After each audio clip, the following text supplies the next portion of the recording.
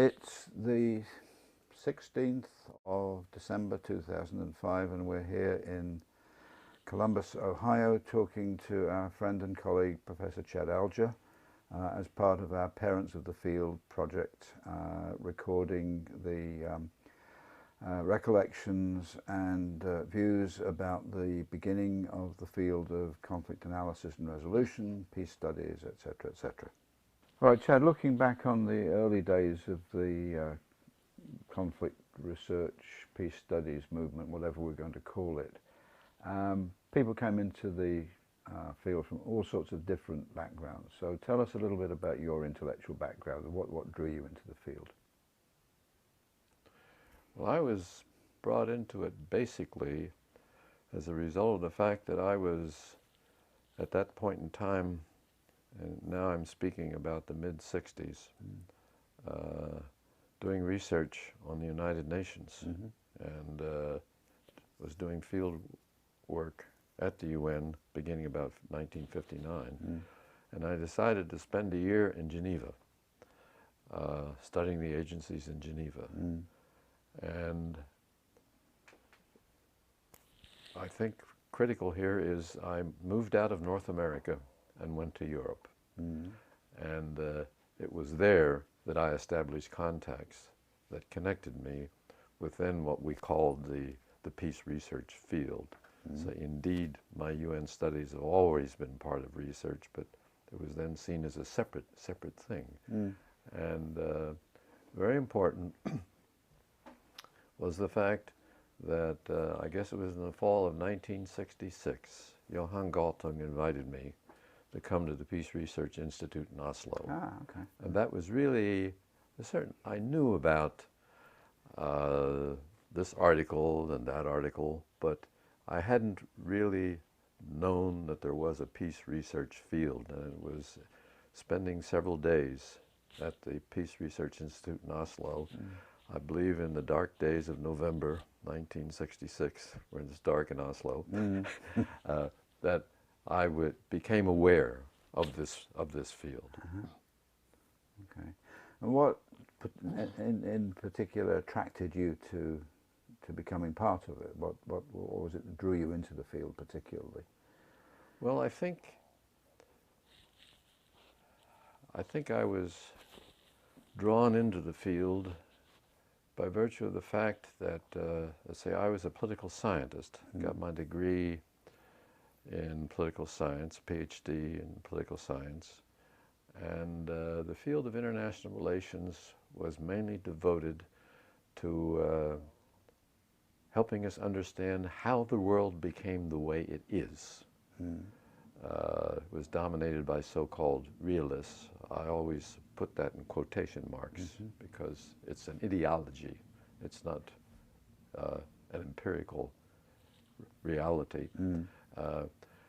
And peace research began to develop in me an interest not only in explaining how we got where we are, but getting knowledge which will enable us to move to a different future. And that was very important. And that now things changed slowly. That began a very slow change in sort of the basic goals of my own work. Also in that year, John Burton invited me to come to London to be involved. Let's say, what did he call his events? You were there too, Chris. Yeah, I think at the time he was calling them controlled communications. Yes, controlled communications, and he would bring people from two sides of an international conflict. They would sit there with social scientists, and they would present their perceptions. Let's say in this case it was, say our case was... Was it the Cyprus? It was the Cyprus case, and we had people from both sides who would explain. John would start asking questions, would explain their points of view, and then gradually the social scientists would intervene and try to help them move towards an understanding of each other. Well, that was the second experience in that year. John was going at it in quite a different way than Johann Galtung. John was an ex-practitioner. Johann was a sociologist. But those two events were very important. And then I'll just add one thing. And then the summer of that year, the summer of 1967, after my contact with Johann, I went to the second, I believe it was the second conference of the International Peace Research Association in Stockholm. And so that was and there I encountered a few people from all over the world. And the dramatic aftermath of that was that I learned that people in different parts of the world define peace in different ways. I was from North America. Peace was getting rid of armaments. Others from the so-called third world saw peace as getting rid of the fact they didn't have medical care, they didn't have food, they lived in terrible poverty. So I found out that peace is defined throughout the world in getting rid of the thing that most limits your capacity to have a normal life. So that year was a turning point for me. Okay. I'm going to come back in a minute to this whole issue of peace, but let me ask you one other question. Many of the people that we've interviewed for this project have sort of traced back their interest and their enthusiasm, I think, their motivation to experiences that they had in the 1940s. A lot of them, saw some of the Second World War. Did that have any kind of an impact on you and the way you thought about things 20 years later when you had this experience? It had an impact in that I began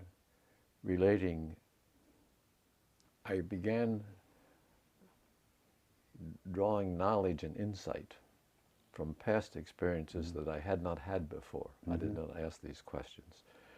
In 1942, I graduated from high school, and the following March was in the United States Navy. And I was in the U.S. Navy 3 years as a radioman on a long-range seaplane, patrol seaplane, and served throughout the Pacific. Was lucky enough to be in the air, looking down on the troops that were landing in Okinawa on the 1st of April in 1945. So that experience I reflected upon, and it caused me to be very critical of the fact that my country sent me many, many thousand miles from home without ever giving me any education that led to an understanding of why I was there. And then, after going to undergraduate school and getting an MA at the School of Advanced International Studies in Washington, I worked in naval intelligence in the Pentagon for 4 years. And I reflected back, that was during my second war was the Korean War in the Pentagon. And that caused me to ask questions and muse about what I learned in that experience that I had not asked and raised before. So those experiences were very significant educational background. I'll just give you one example in the Pentagon. I had a stereotype of military people being very war-oriented and civilians holding us back. Stereotype doesn't work. I found that there were many civilians in the Pentagon, and we all know this now, that were far more eager to have war than folks that had experienced them before in the Pentagon. So what I'm saying is that those kinds of thoughts only came, I only appreciated the significance of those things later, and I began to understand the significance of my prior experiences to the research interests that I then began having in the 60s. Okay.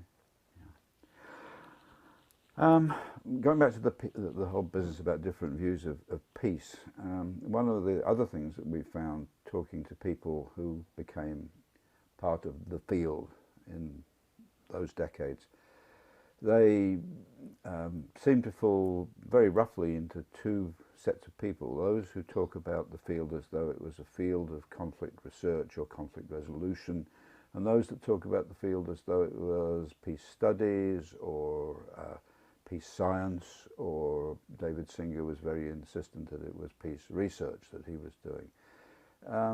Were you conscious of the sort of different nuances of people who were part of that world, and did it mean anything very much to you? Well, I always identified myself as being involved in peace research. Mm-hmm. And I think that's probably because my focus has always been in international relations Mm-hmm. and international conflict. Now, more recently, I see the field as being, I still call it peace studies, but much more broadly, that we must consider as a part of this area of study what's going on domestically as well. But I've always had a complaint with some of those that call it conflict resolution, in the sense that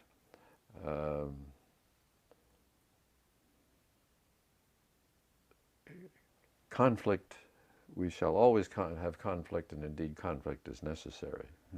The challenge is to enable conflict to take place without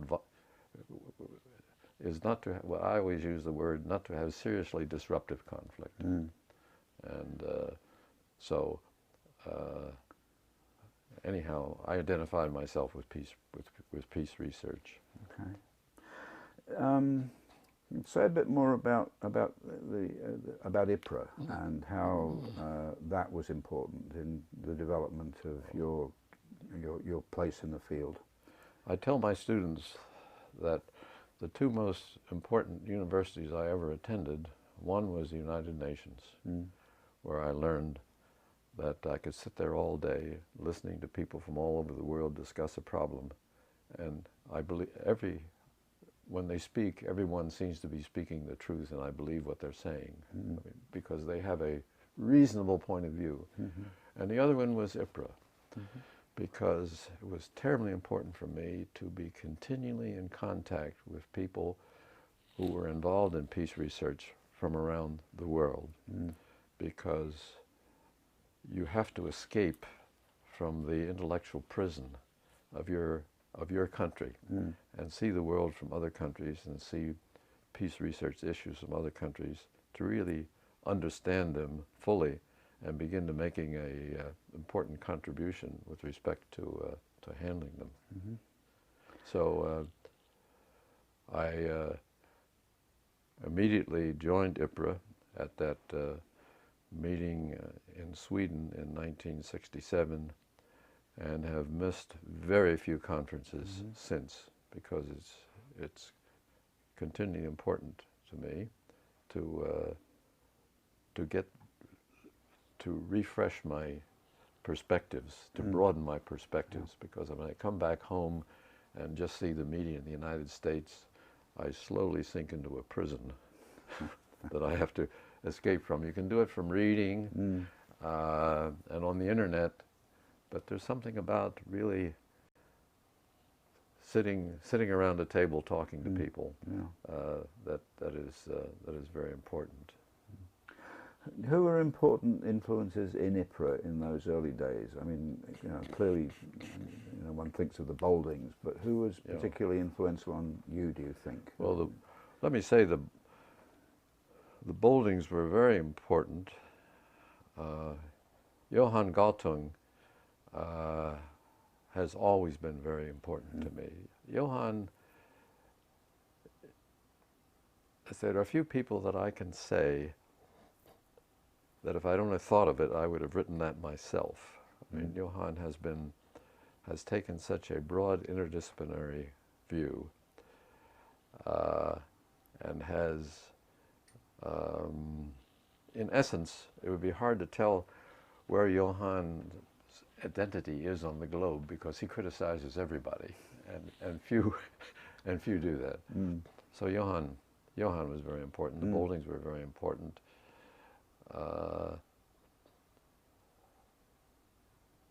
I just find it difficult now to recall who there were so many people that I sat around with talking to at that Stockholm meeting that told me so much that's useful, but I just can't recall the few more right now. Well, what were some of the ideas that set you on fire, that really interested you in the sort of period of the 60s? I mean, we've talked about John and controlled communication, and yet what were there central organizing concepts to sound like a social scientist?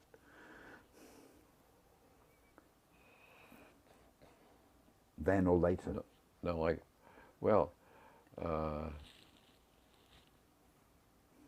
I guess basic was just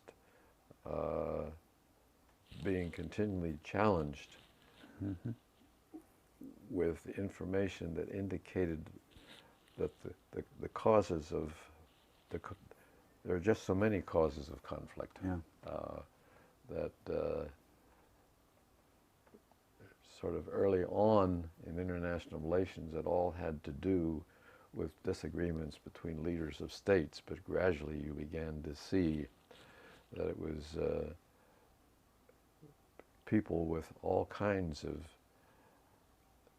challenges in their daily life with respect to inadequate food, inadequate health, and inadequate shelter, et cetera, and it really,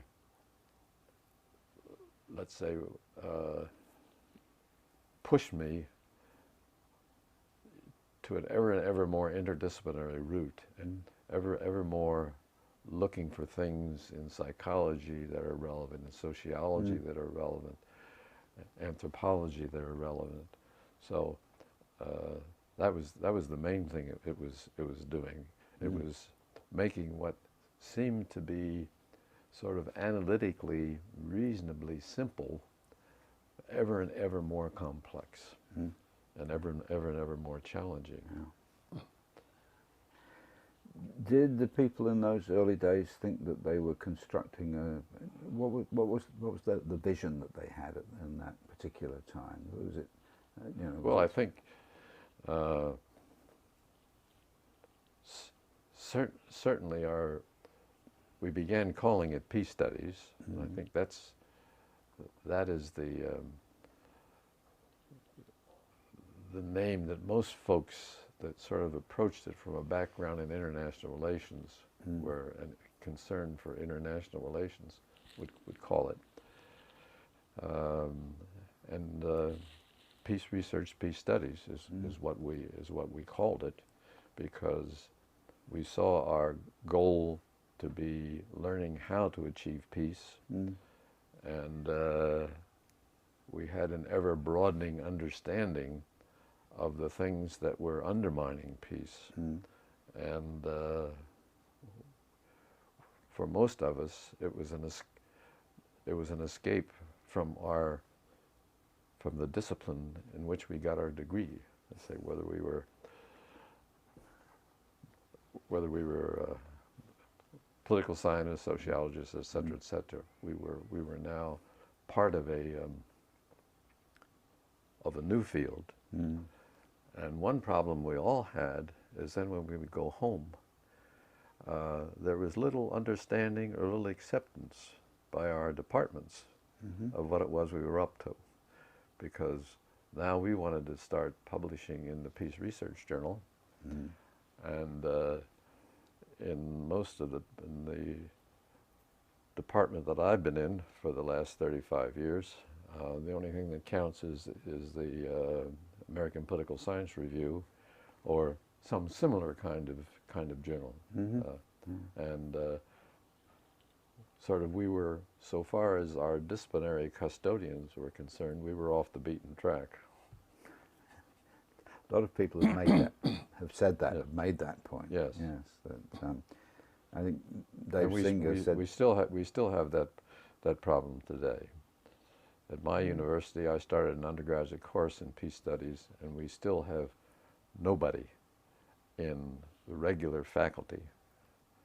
And all regular faculty must be hired by a discipline that can teach that course here. Much of the time it's been taught by my graduate students. well, probably well taught. Yes, David Singer last week used the word tolerated, I think, was when he was talking. Yeah, that was his feeling about Ann Arbor. Yes. Yeah. Let me sort of make a bridge between the peace research movement and ideas that you came across in the late 60s and your work on Columbus and on cities. And how did that come about? Could I start with the UN? Sure. Yeah. Because, let's say, I've done research on the UN ever since 1958 when I was at Northwestern, and they, out of the blue, asked me to go do some research at the UN. And was that Harold or somebody else? well, that was the chair at political science at Northwestern University, Richard Snyder. Oh, okay. And Harold Getzko was there as well. But Dick Snyder was very critical to my development because basically he had an interdisciplinary department there. He brought Harold Getzko to Northwestern, and Harold was in the Department of Political Science. Okay. And so those two were very important in my development. But through time, I had my focus, let's say the political science focus on the UN change to a gradual growing understanding of the significance of the UN system. And the UN system, of course, covers all the peace issues. We have the health organization, we have the labor organization, etc.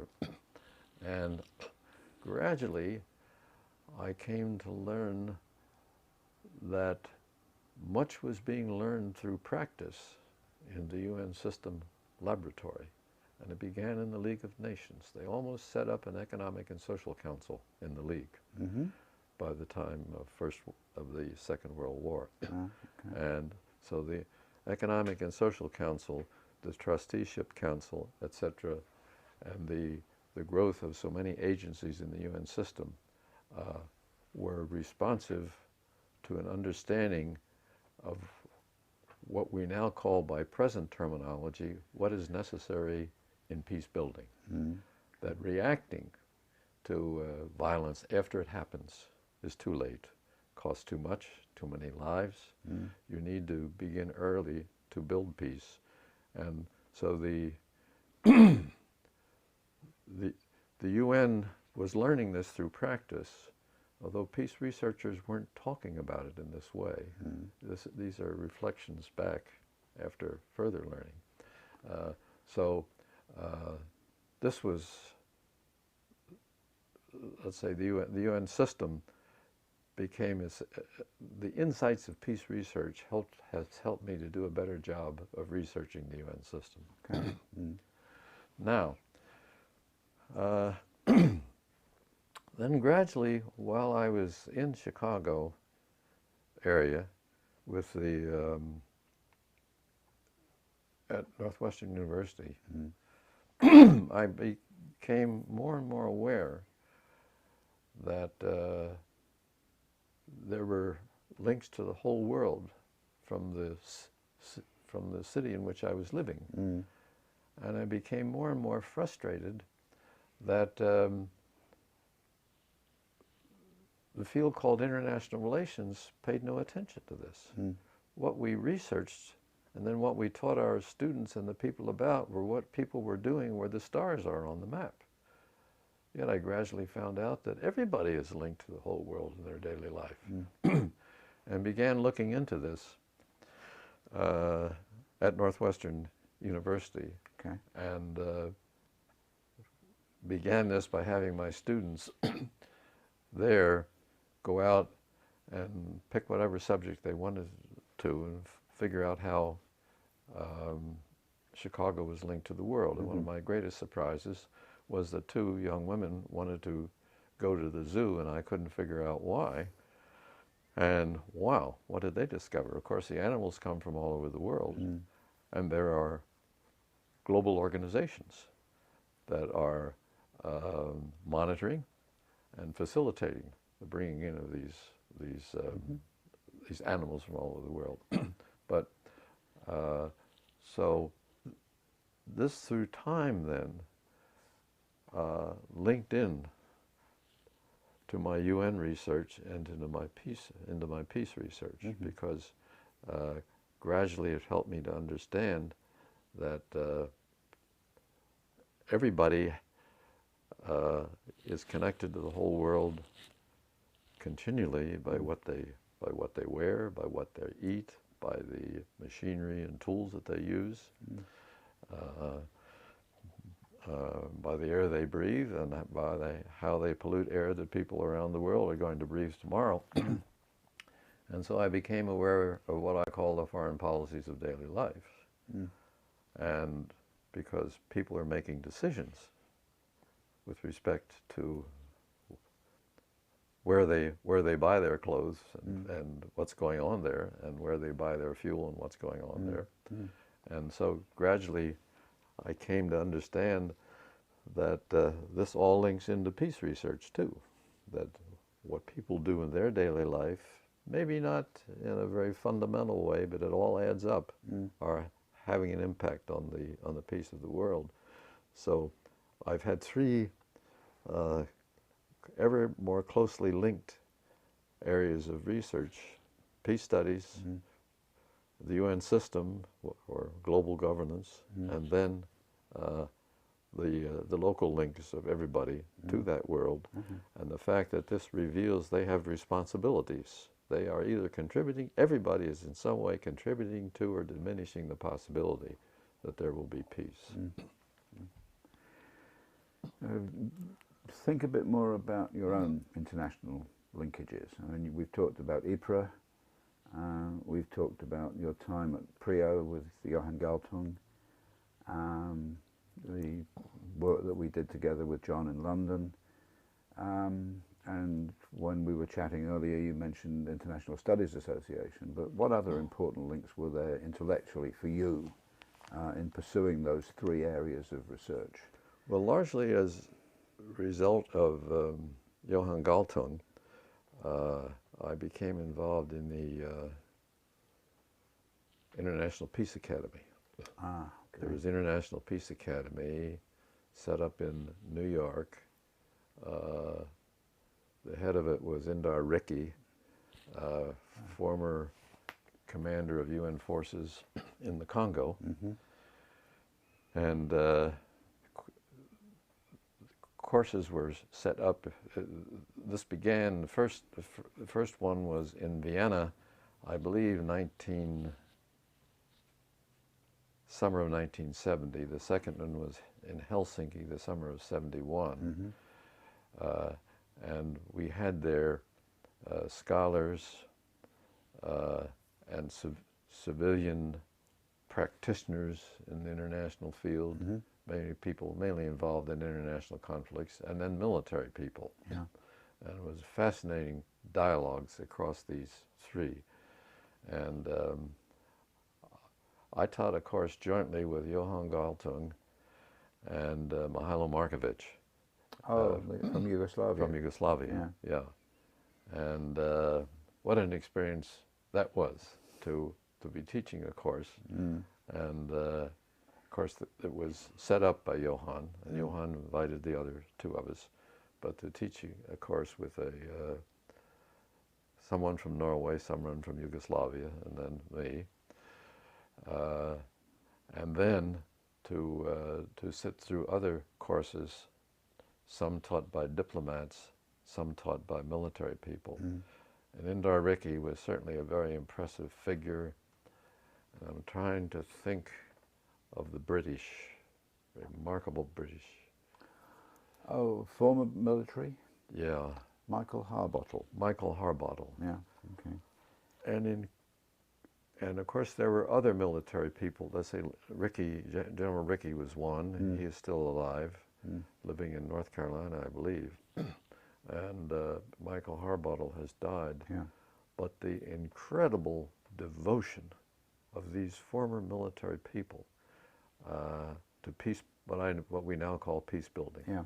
That was, it gave me, you see in this field we're always looking for hope because there's always so many disappointments. Yeah.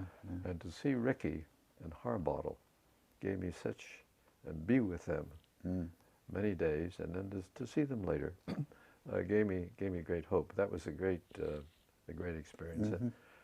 And then I did participate. Yeah, I guess a year later, and they scheduled a similar event in Japan. So that was very important. Yeah. So gradually, as the field evolved and more people became part of it,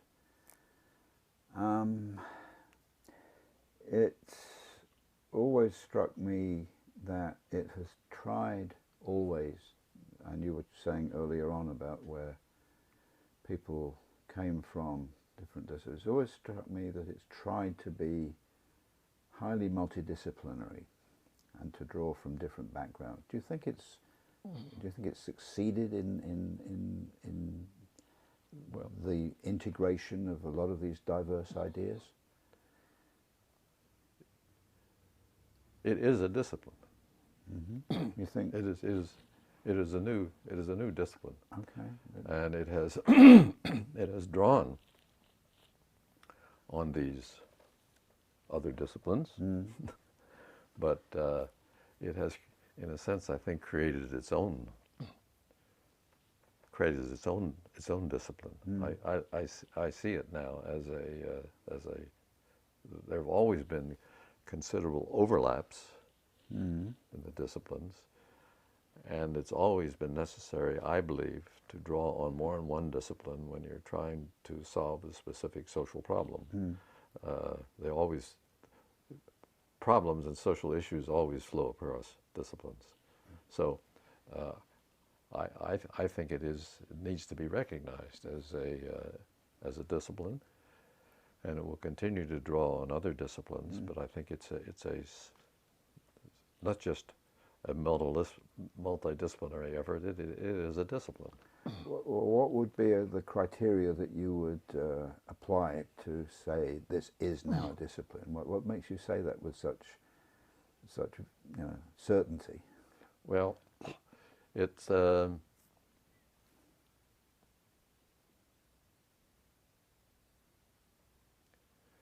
me,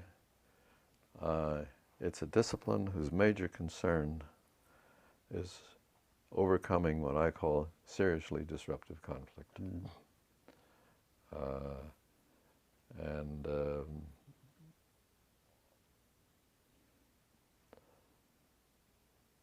One very significant characteristic of it is that it is a discipline that requires a vision of a better future. And that the main task then of the discipline is to do solid empirical research indicating how we can achieve that vision. It is not satisfied, as some disciplines are, or some people in some disciplines, for explaining how and why we got where we are. It's something that facilitates the achievement of a vision in which we will eliminate seriously disruptive conflict. Do you think we're anywhere near the degree of understanding that is necessary in order to do that, whether the understanding is used or not? We are. We know so much more than is being applied, I would say. Now, we will always have new problems. That's the difficulty, in the sense that we are dealing with human beings. And human beings have always, some human beings have always tried to go as far, as fast as they can to other places on the planet for various reasons, just to see what's there, to get resources, to sell things, to get other people to believe things, have beliefs that they believe, and to dominate them. And human beings have always, some human beings develop technology so they can do this ever faster and ever further. And I think this will continue. So we continuously have new problems with new borders. And so there is going to be constant change out there. So we will never permanently solve everything. We will have to, the discipline will have to grow and change because the world will continually grow and change. But presently, we know so much more than we did when I first became interested in peace research. And we've developed new terminology that we didn't have before. For instance, now, when I first became interested, the focus was on how do we stop conflict, seriously disruptive conflict once it has happened. Now, the focus is on peace building. As I see it, much of the focus is on long-term peace building. And we know so much more than the people who have most of the power in the world understand, know about, and if they understand it and know about it, they're not applying it. But they are seriously challenged because the dynamism of the world environment is such that every year, to some degree, there's something new out there. There's a new kind of invention that's changed the internet, or a new kind of weapon, etc., etc. So it's never going to be easy, but the biggest challenge we have is a link between the bodies of knowledge and the practitioners. How do we actually bridge that gap of getting these new ideas over to people who I think are often portrayed as being non-receptive, but are actually looking for some new ideas? Nothing utopian, but something practical and useful to them. Because that, I think, is where we've not done very well. How can we do better? Well, I would first start, let's say, I'm first inclined to take a long-term perspective. And you see, what we have learned is that basically all professions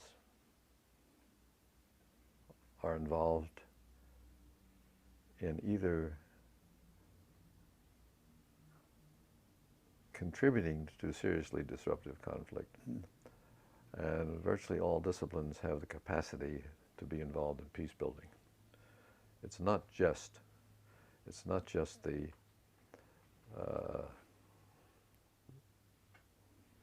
not just those limited folks in limited aspects of disciplines that see that they're the ones that are the experts in international affairs. So we need to, peace research is a discipline itself, but aspects of that discipline are relevant to all other disciplines and all other professionals. So I think that it's, over the long term, it's terrifically important that some of the things that we have to say are taught in law schools, are taught in medical schools, and particularly important in engineering schools. So what what will be the peace consequence of your inventions? How are you going to invent weapons and machines and what have you that will not contribute to seriously disruptive violence? So that's, over the long haul, it's not, we have to do that. But then, I suppose I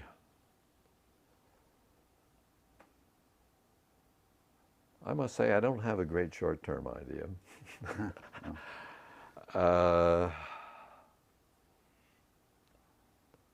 Although maybe many more of us who think we know so much that's useful ought to be willing to spend part of our lives in practice.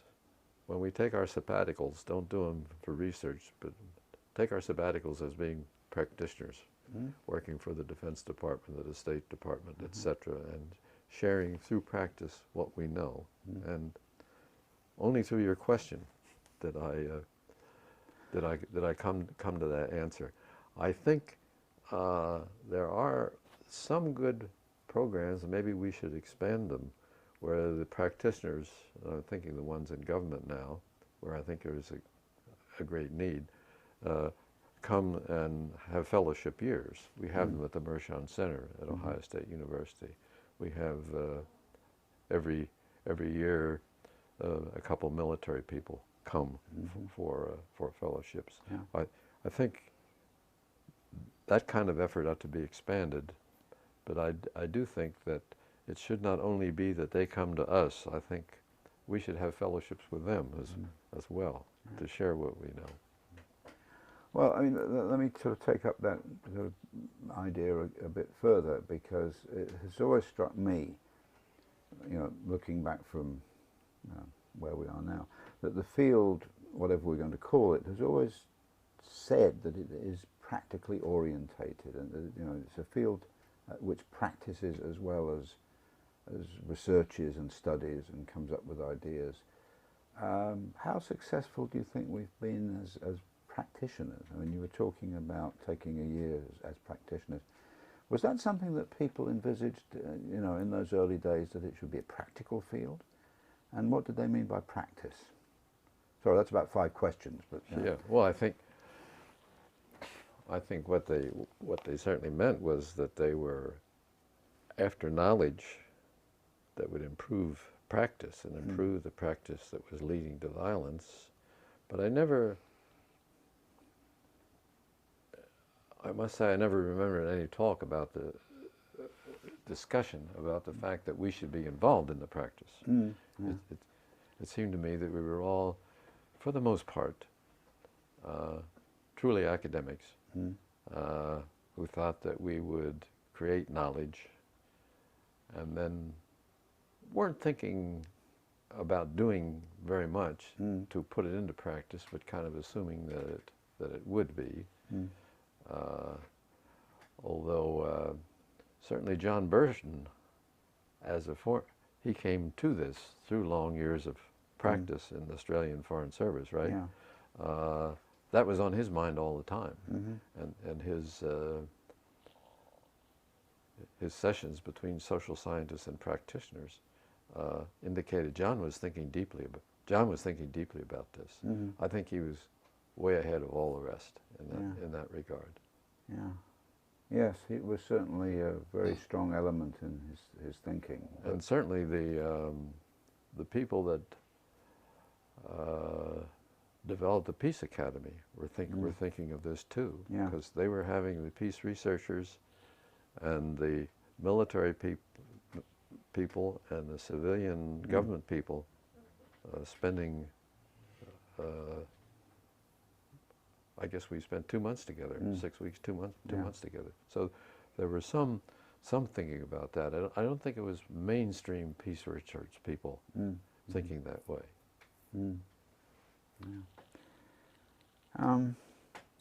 The other thing that strikes me looking back anyway, and I'm supposed to be interviewing you rather than giving my own views, but I mean, the whole field seems to have, in the last 10, 15 years, to have mushroomed and become much more diverse, and new ideas and new subfields have actually sprung up. I mean, you talked about sort of peace building being the, you know, the word that people use, and now we talk about conflict transformation and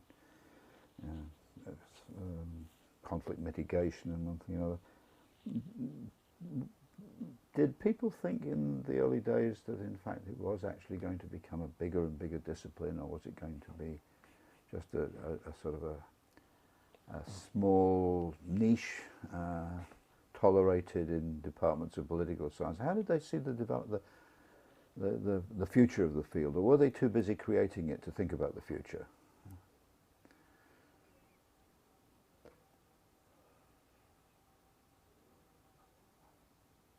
I think probably it's strange to say this, because the basis of,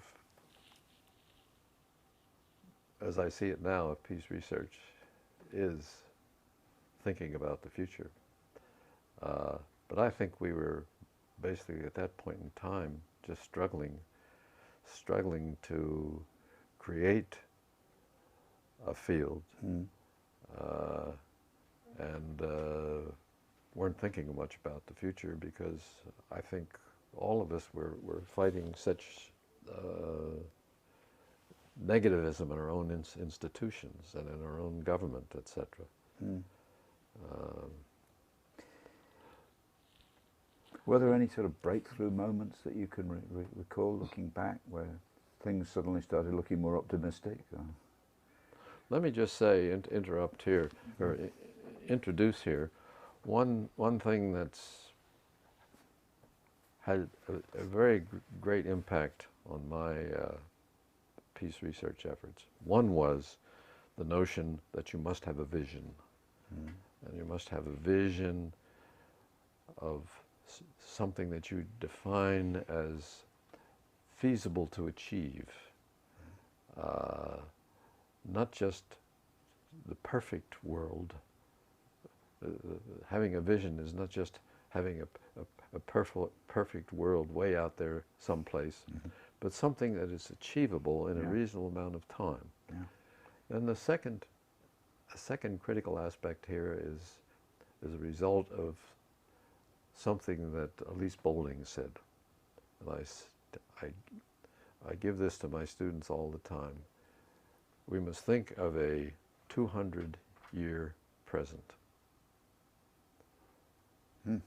And what Elise was saying is I simplify this, we must fully understand how we got where we are. So you can't throw away the understanding that I said in international relations in my student days was limited to, explaining how we got where we are. You have to have that understanding. You have to understand fully where you are today, but then you have to have a vision of where you'll be in the next 100 years. So that has been very gradually, that dimension, that future dimension was added, but I was not, I'm sure that there were people out there that had that kind of vision, but I don't recall it very much. There is one other person that maybe I should have mentioned that's been important to me, and I don't know whether you know Saul Mendovitz. I know of him, but I've never met him. Well, Saul, I would say that along with John Burton and Johann Galtung, Saul was a third person who was critical in my life, because Saul had something, and the vision makes me think of this. Saul had a World Order Models project, WOMP. Yes, I remember the project. Yeah, and he got me involved in that. And he had people from throughout the world. There was a series of books that were developed, giving their visions, the visions of the world as they came from people in different parts of the world. And I participated in at least half a dozen meetings of WOMP around the world. And this contributed significantly. Now, the WOMP kind of emphasis sort of focused on parallels to the UN, you see, but so that the global governance dimension. Right. So this is another aspect that's important in my thinking about the future. But the thinking about the future in sort of a systematic kind of way is something that emerged very, very gradually. And I don't think I think we were feeling, we were so much in the early days of what we were doing that we didn't have the time or courage to think about the future in the early days. Are you surprised by the way the thing has developed? Yes. What specifically has surprised you? I am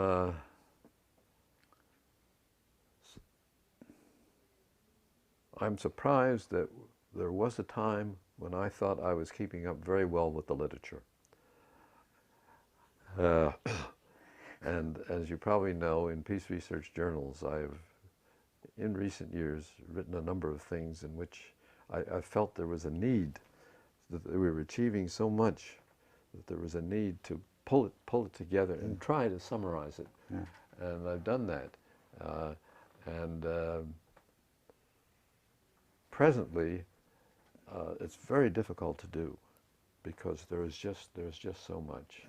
That there is stuff on long-term peace building, then there's stuff on, what do we call it, post-conflict Reconstruction, rehabilitation, reinsertion. Yeah, all the re's. Yeah, and then of course much stuff with respect to resolving things that have already happened. And then, let's say, the area of peacekeeping. Once, let's say, at first, the UN just said, after a peacefire, sent forces in to patrol the ceasefire.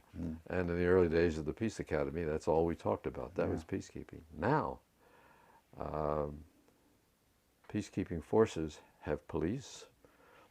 They have folks trying to establish elections, folks trying to solve economic and social problems that led to the violence, and and all of these are different dimensions of peace research being brought in now to peacekeeping. And gradually the peacekeeping becomes a long-term peace building effort.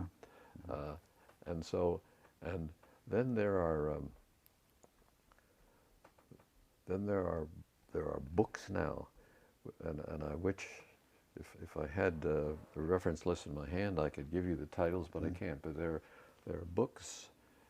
For instance, there's a long volume, edited volume, that indicates exactly how various roles in, let's say, with respect peace people in the field should be carried out. All these different kinds of roles. So, then volumes on long-term peace building and all of these other aspects. The literature is now so vast that no one person can read it all. There was a time when we almost could.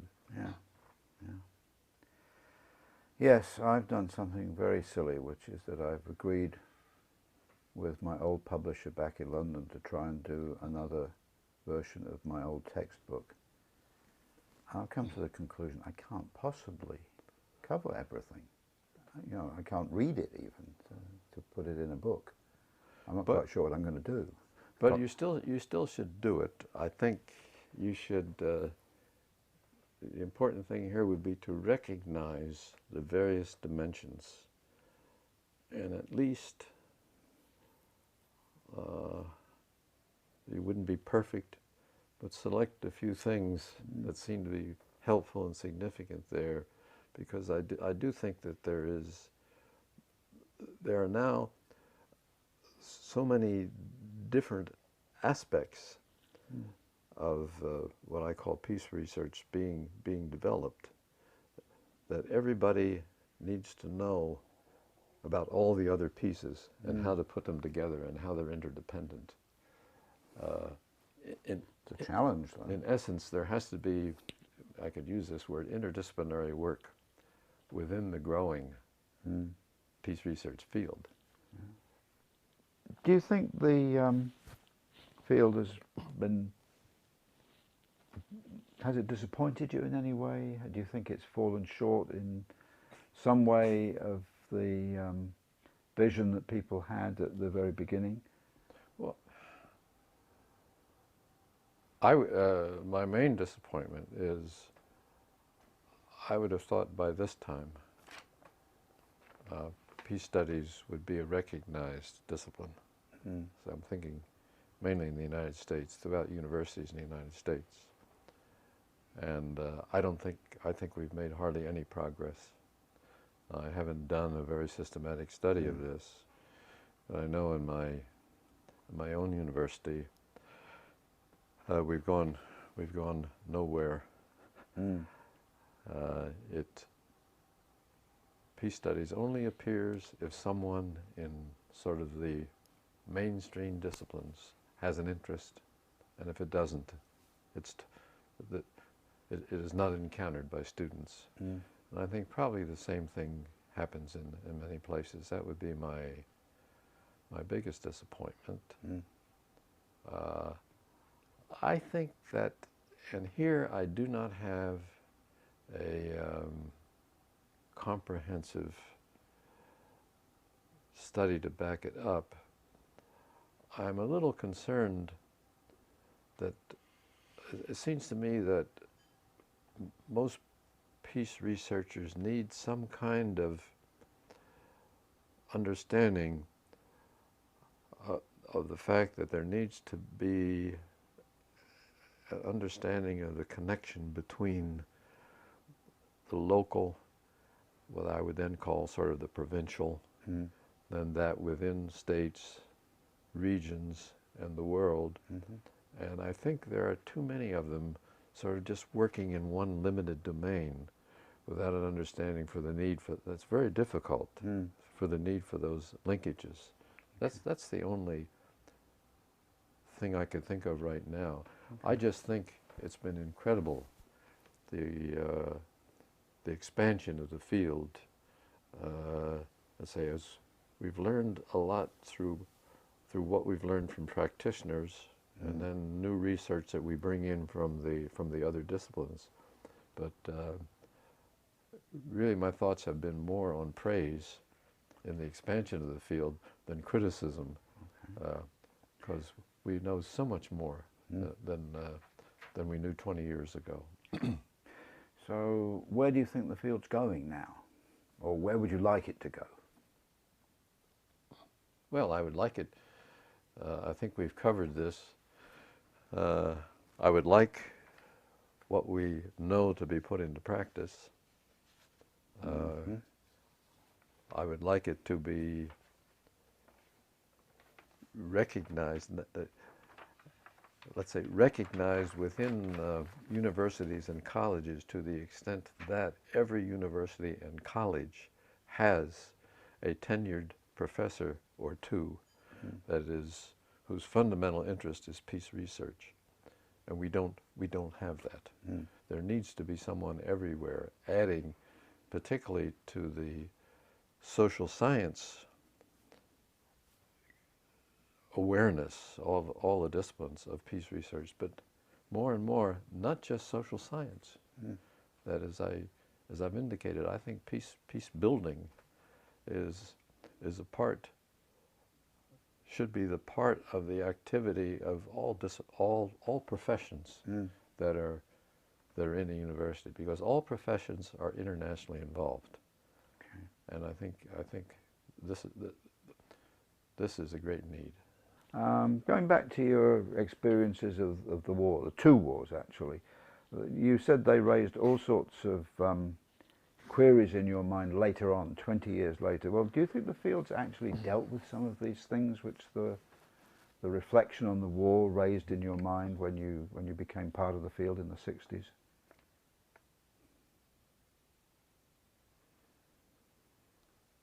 Well,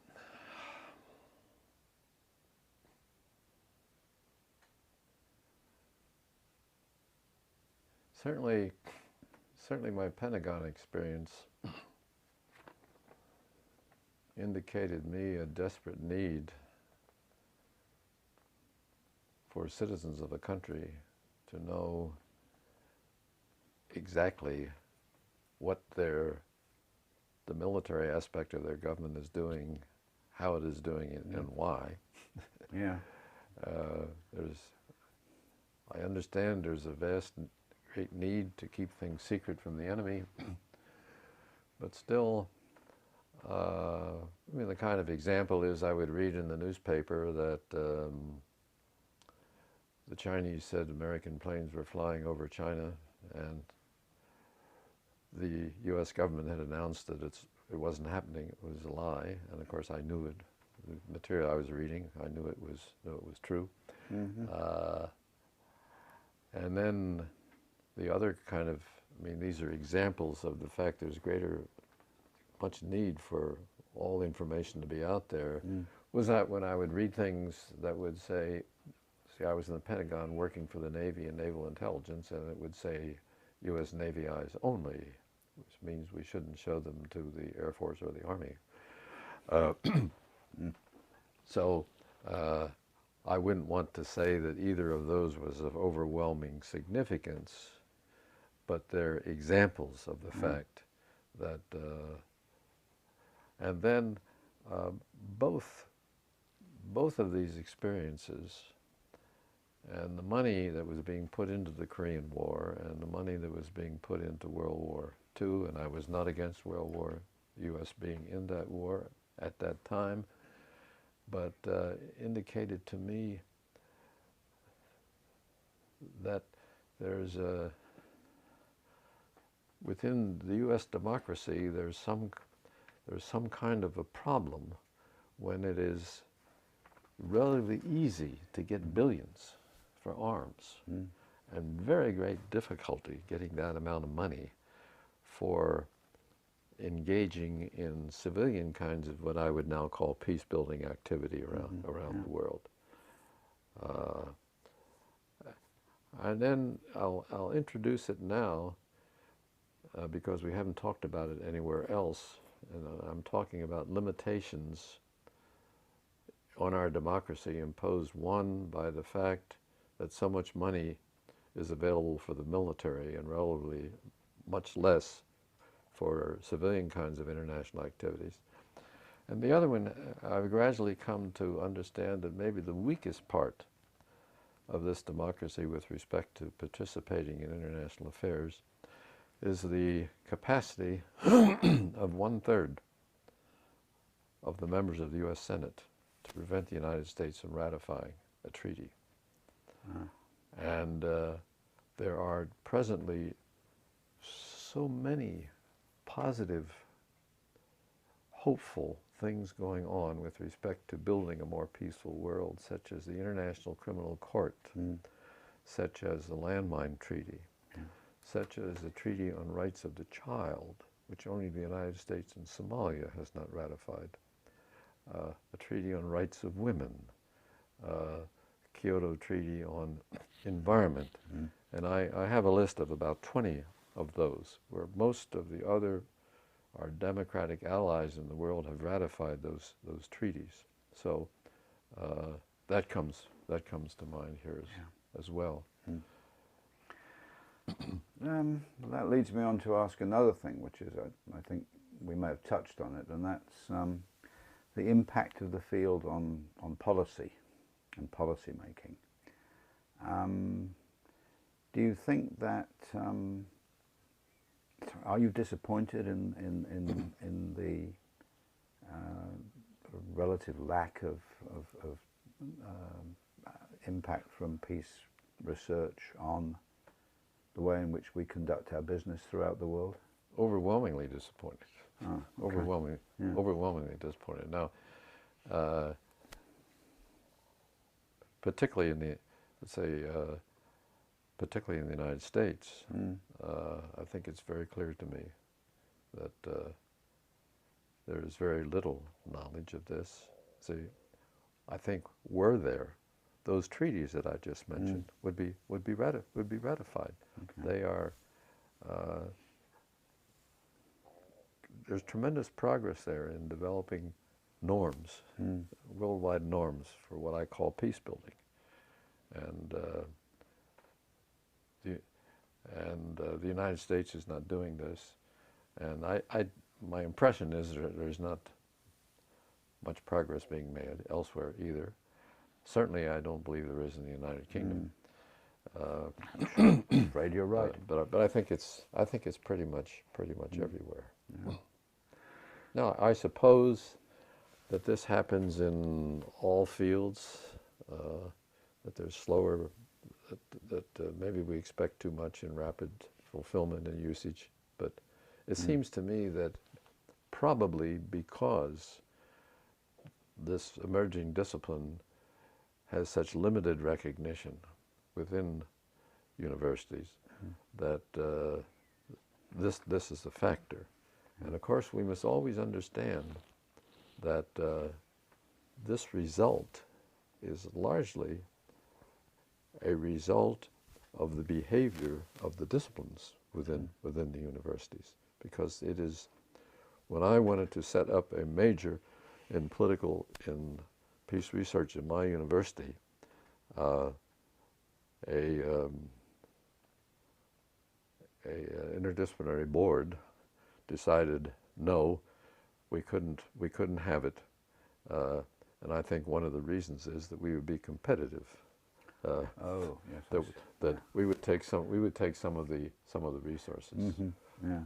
So it's turf and resources. So in essence, to some degree, this is not totally just to be humorous, the disciplines within the universities act pretty much under the realist theory that the realists talk about with respect to states in the world.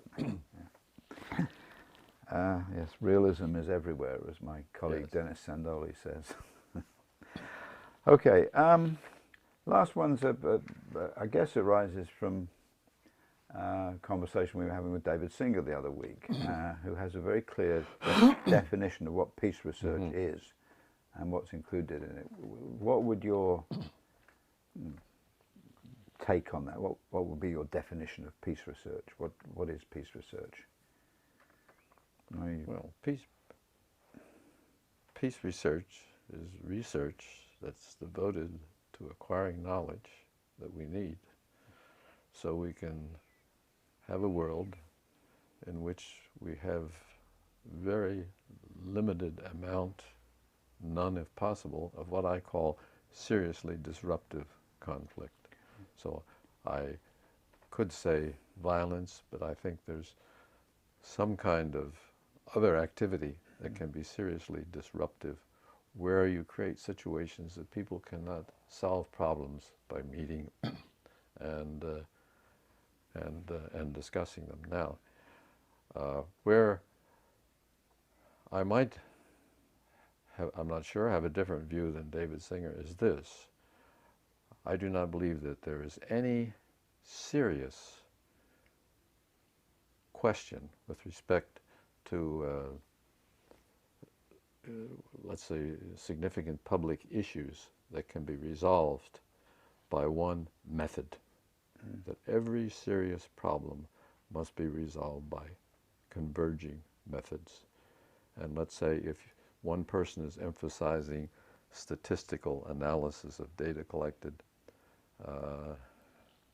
it must also be recognized, I think, that no serious social problem can be dealt with then by stringent analysis of data gotten by reading documents. That field research is always necessary, that the researcher must get out there and talk to people, must interview them systematically, but must in addition experience the milieu in which they're active, and get some understanding of how the world is viewed by the practitioners and why, by talking to them and exchanging with them, etc. So one thing I would say is that any significant peace research issue must be asked, must be answered through using an array of methods. Okay. So, have we got a social science yet? Yes, we do. We have a very important social science. Absolutely. And in that definition, do those of us who call ourselves conflict researchers or conflict resolutionaries, are we part of that? Is Yes. that included in Yes, that field? absolutely. Of course. As a sub-field, as a subcategory? Well, I think... I won't be insulted. No. I think it all depends on how you're using those terms. I think conflict management is a quite adequate term for the whole field, because basically conflict, as Lewis Koser, very important author, The Functions of Social Conflict, told me I guess that's at least 50 years old, told me many years ago that conflict is inevitable, it's essential, because we need conflict. The world is changing around us, we disagree with how we interpret how we should deal with that, and there will be conflict, and the issue is to do it without seriously disruptive kinds of activities, to work out ways to reach some kind of an agreement. So that is conflict management, and you could call the whole field conflict management. But yet, I think peace research then adds a dimension in that peace, as Johann Galtung said, is sort of the condition where human beings are reaching sort of their, are fulfilling their potential, let's just say. And you must not always only, I think, so I guess I'm thinking peace research is a broader field, because peace research adds something to that. And what it adds to it is that we, human beings, need to have visions of a better world, and they need knowledge to acquire systematic knowledge of how they can move towards that. And so I think peace, then I would say, just thinking about this as you ask it, peace research is inclusive of conflict management, of conflict resolution, but it is broader because it includes that future vision dimension. And I would just add that one of the greatest disappointments in my teaching is that I have students in my senior seminar on peace studies, which I'm still teaching, that have difficulty in achieving a vision. What I have them do is write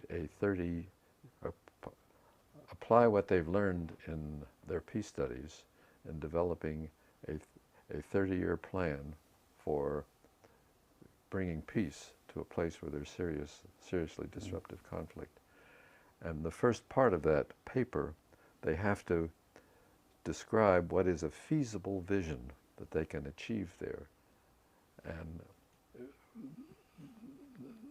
the experience the students get out of the daily news, which is only bad news, and their other studies, makes it impossible for them to have a vision. And I have to push and push and push to get them to have a vision.